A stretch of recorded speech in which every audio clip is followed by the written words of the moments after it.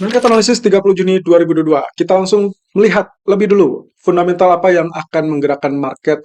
Oke, ini adalah hasil pembicaraan dari ketiga bank sentral, Powell, Bailey, dan Lagarde. Powell sempat membicarakan terkait dengan rencana Fed yang ternyata masih tetap konsisten dengan rencana kenaikan suku bunga. Mereka memang sengaja untuk menaikkan suku bunga tersebut untuk memperlambat pertumbuhan sehingga berhasil untuk menghalau inflasi. Jadi memang ada kecenderungan untuk sengaja atau disengaja menurunkan level dari GDP yang mana tadi malam juga dirilis negatif. Sementara untuk Lagarde sendiri, ekspektasi inflasi yang lebih tinggi dari sebelumnya sehingga ECB bergerak bertahap. Tapi saat ketidakpastian memudar bisa lebih menentukan. Tentunya ini memberikan opsi tetap berada atau terbuka dengan 25 atau 50 basis point di pertemuan bulan Juli mendatang. Sementara untuk Bailey sendiri, tidak spesifik membahas rencana BOE, tapi menekankan jika inflasi terus persisten, maka bisa mempertimbangkan untuk bertindak lebih. Dan dirinya terbuka untuk opsi apapun. Ekonomi memang melambat dan tidak terkejut dengan pergerakan pound sterling. Itulah sebabnya tidak ada hal yang cukup bagus yang disampaikan oleh Bailey sehingga pound sterling cenderung tertekan tadi malam. Oke, anyway, saat rilis data, ternyata di jam 1 siang, GDP growth rate untuk Inggris sendiri berada di 0,8%, sesuai ekspektasi 0,8%. Sementara previousnya berada di 1,3%, dan GDP growth rate untuk yearly atau tahunan naik ya, 8,7% dari previous 6,6%. Of course, ini sesuai dengan ekspektasi juga di 8,7%. Kemudian, kalau misalkan kita lihat dari data GDP Amerika, yang tadi malam sempat dirilis, GDP kuartal pertama final dirilis minus 1,6%, lebih rendah daripada ekspektasi minus 1,5%. Hal yang menunjukkan adalah revisi laporan GDP kuartal 1 dan juga menunjukkan bahwa supply akan menjadi hambatan yang lebih besar di kuartal kedua dan seterusnya. Kondisi spending konsumen juga cenderung melemah. Dan ini adalah hal yang kita dapatkan untuk kuartal pertama di 2022. Jadi kita akan lihat data untuk kuartal keduanya apakah juga negatif atau tidak. Ingat bahwasanya jika data GDP-nya kecenderungan negatif dalam 2 atau beberapa periode tertentu secara berurutan, maka bisa diasumsikan sebagai resesi seperti yang dikhawatirkan oleh beberapa pengamat. Perlambatan ekonomi inilah yang diinginkan oleh Fed sehingga nantinya dianggap tingkat permintaan mengalami penurunan dan akhirnya inflasi pun bisa diatasi. Sementara untuk faktor penggerak oil, tentunya selain OPEC meeting hari ini, pertemuan di tanggal 30 Juni dengan ekspektasi kebijakan tetap dipertahankan sampai bulan Agustus dengan produksi di angka 648.000 barrel per hari. Lalu kemudian ada kabar bahwasanya Arab akan menaikkan harga untuk Asia. Tentunya ini belum terjadi, melainkan hasil survei yang dilakukan oleh Reuters di tanggal 28 sampai 29 Juni.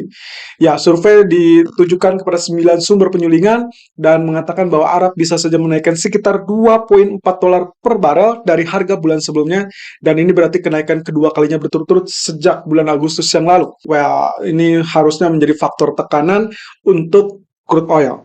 Lalu kemudian ada kabar terbaru terkait dengan kesepakatan nuklir Iran Amerika dan ternyata gagal dicapai, tidak mengejutkan sebetulnya karena sudah terbaca di mana Iran kecenderungan sulit untuk bekerja sama atau ya untuk diminta melunak. Oke, ini berarti kita bisa melupakan rencana Amerika untuk mensuplai minyak secara berlebih di pasar minyak sehingga bisa menekan harga crude oil.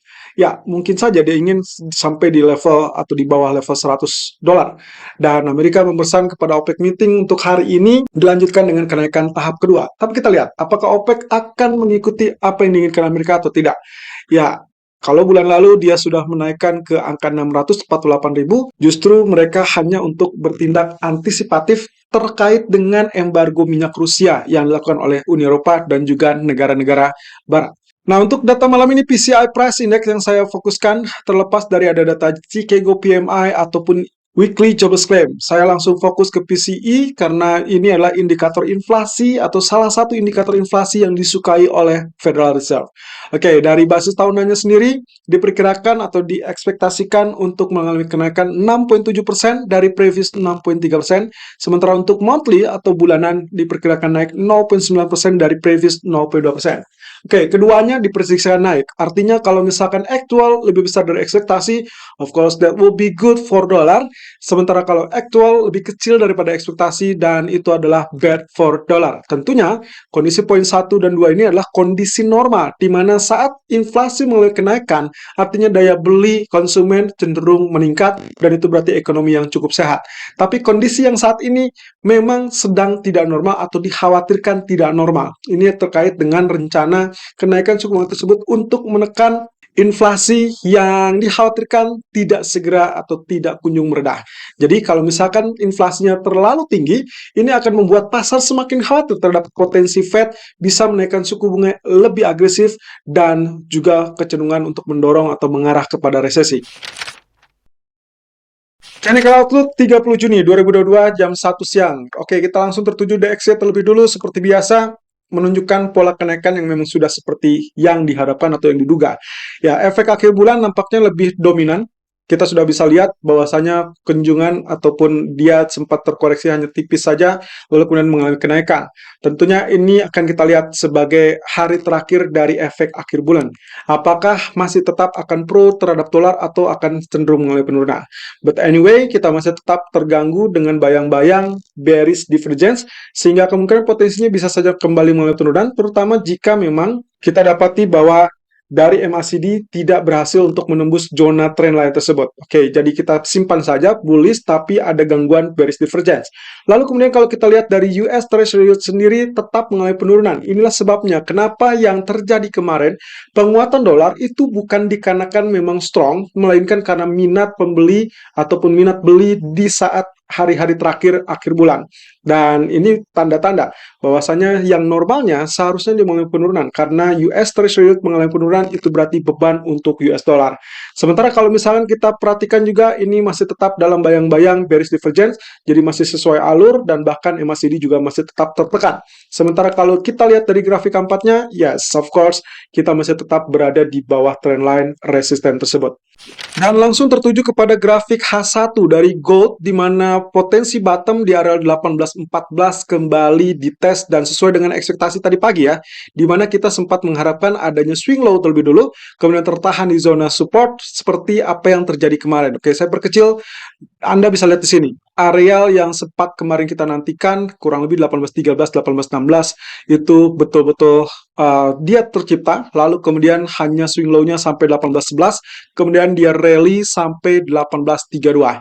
Ya, ini berarti sesuai dengan apa yang kita harapkan ya. Dan kaitannya di sore hari juga kita temukan ini adalah pola falling wedge yang sudah selesai karena target utamanya hanya mencapai 1829.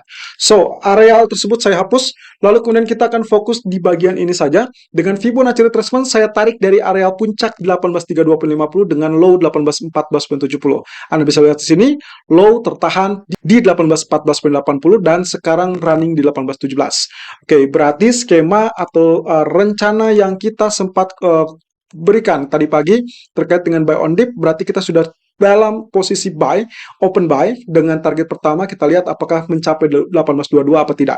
Nah, untuk 1828 sendiri kita harus perhatikan lebih dulu terkait dengan posisi dari Fibonacci retracement 61.8%. Kenapa?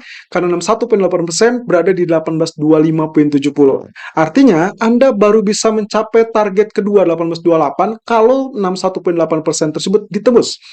Dan dengan demikian, sinyal juga bahwasanya kalau memang ternyata sulit untuk menembus 61.8% di grafik H1, maka Anda segera switch posisinya atau segera exit dengan TP pertama atau sedikit lebih dari TP pertama. Kalau TP pertama 1822, berarti kita bisa keluar di 1823 ataupun 24. Or even 1825.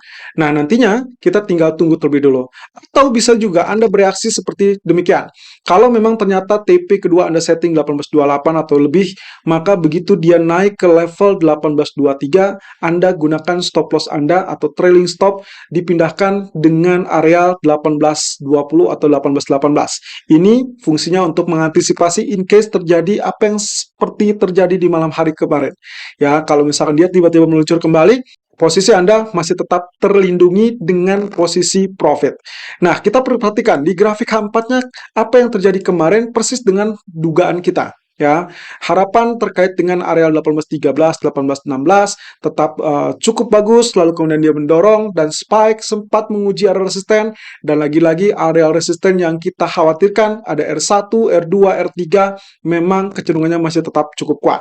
Tapi perhatikan, untuk kali ini kami ingin melihat apakah nantinya kita akan melakukan dorongan lebih tinggi apa tidak.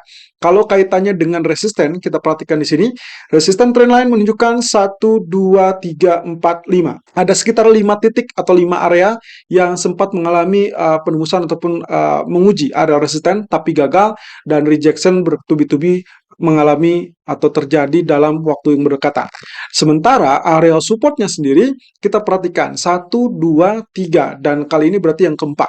Artinya teman-teman, kalau misalkan ini masih cukup efektif, maka semakin menyempitnya area trendline resisten ataupun trendline support ini, maka seharusnya dia bisa mengalami pantulan persis dengan pola falling wedge kemarin. Ya, walaupun di grafik 4 saya tidak mendeteksi adanya falling wedge. But anyway, 1828 saya rasa mungkin saja menjadi area yang patut dicurigai untuk ditembus, dan kita harusnya bisa mendapatkan hari ini 1835 atau bahkan 1837 atau bahkan lebih di 1840-an. Nah, sayangnya untuk mencapai 1844 maka kami memerlukan pemicu yang jauh lebih tinggi, yaitu berarti dari data PCE. Nah, kemudian kita beralih kepada pound sterling yang ternyata tembus zona support yang kita inginkan, di mana kemarin kita sempat memprediksikan terkait descending triangle, kemudian kalau misalkan tembus 2170, Anda boleh hold posisi sell Anda, lalu kemudian begitu 61,8% tembus juga, Anda bisa tetap pertahankan posisi sell. Oke, kaitannya dengan hal tersebut, kita pancing lebih dulu dari grafik daily, di mana dua candle berturut-turut dengan posisi bearish candle, maka sangat layak kita menantikan posisi tekanan lebih lanjut. Ya, walaupun Anda lihat di sini pullback, ya saya rasa ini hanya sekedar pullback saja untuk retest area trendline ataupun neckline yang kemarin kita lihat di sini ada 1.2156 atau maksimum 1.2169 di Fibonacci retracement 50%. Dengan demikian, kalau misalkan kita gunakan ini sebagai descending triangle, maka target yang terlihat itu kurang lebih seperti demikian. Anda tinggal tarik garis, lalu kemudian kita akan mendapatkan area yang memungkinkan sebagai target tertinggi ataupun puncak dari triangle tersebut. Oke, saya potong seperti ini, kemudian kita pindahkan, maka kita akan dapatkan target utamanya itu kurang lebih sampai tembus 1.1930. But triangle biasanya tidak pernah atau jarang sekali untuk mencapai target utama, sehingga kami memprediksikan kemungkinan target yang paling optimal adalah 1.2044. Nah, dengan data GDP tadi yang cukup sesuai dengan harapan, maka kenaikan diharapkan sudah selesai, lalu kemudian itu adalah mengantisipasi terkait dengan data dan kembali dengan figur ekonomi yang melambat, maka kemungkinan potensinya bisa mulai penurunan. Sehingga untuk strategi pagi tadi dengan area sell 1.2150, 1.2170 itu sudah disentuh, dan berarti kita dalam posisi open sell, walaupun 2170-nya tidak mencapai ya. Jadi Anda bisa pilih antara sell di 50 atau sell di 70. Target maksimumnya adalah 1.2050, tapi Anda perhatikan lebih dulu area 61,8%. In case dia tidak tembus 2110. Kalau ini tembus, Anda boleh hold posisi sell Anda. Nah, terakhir dari kondisi crude oil yang kembali mengalami penurunan, teman-teman. Persis dengan apa yang kemarin kita ingatkan ya, bahwasanya kita memerlukan satu candle lagi yang harus ditutup dalam posisi di atas trendline. Ya, sayangnya meskipun sempat spike sampai level 114.00, ya ternyata dia tidak cukup kuat untuk bertahan dan kemudian ditutup dengan level 109.63. Bahkan sempat tersentuh 109.19. Nah, persis dengan video kemarin juga bahwasanya saya sempat mengingatkan hati-hati dengan tergelincir di bawah 110 kembali. Nah, nampaknya di grafik H4-nya, kalau kita tarik dengan areal trend line channel atau trend channel seperti ini, Anda bisa lihat di sini false breakout. Ya, false breakout berarti kita harapkan dia turun pun sudah sesuai dengan harapan di sini, dan sekarang kalaupun dia mengalami kenaikan, saya rasa tidak akan terlampau jauh ya. Kita tarik di sini 111.09 atau kemungkinan 110.23. Itu sebabnya kemungkinannya kalau misalkan memang ini masih tetap dominan dalam penurunan, berarti adalah bullish atau ya bullish channel dengan potensi dari bearish flag ataupun bearish rectangle. Nah, itu artinya Posisi untuk hari ini, saya kecenderungannya melakukan sell on rally 110.40, di mana area tersebut sudah disentuh karena area high waktu saya membuat grafik ini berada di 109.7 baht. Sementara untuk saat ini, saat editing dan saat syuting di 13.20 waktu Indonesia bagian Barat, area high tertahan di 110.43, kemudian dia sudah berada di 109.85. Jadi area sell-nya sudah cukup bagus dan target pertama adalah 109.60. Kita tinggal tunggu saja TP pertamanya kena apa tidak. Lalu kemudian untuk TP keduanya 108.60 dan stop loss-nya saya setting di 111.40. Anyway, perhatikan catatan-catatan yang kami berikan atau disertakan di setiap grafik yang kami buat di pagi hari. Selalu gunakan stop loss dan risk management sesuai dengan equity dan strategi trading Anda. Irfan untuk Agrodana.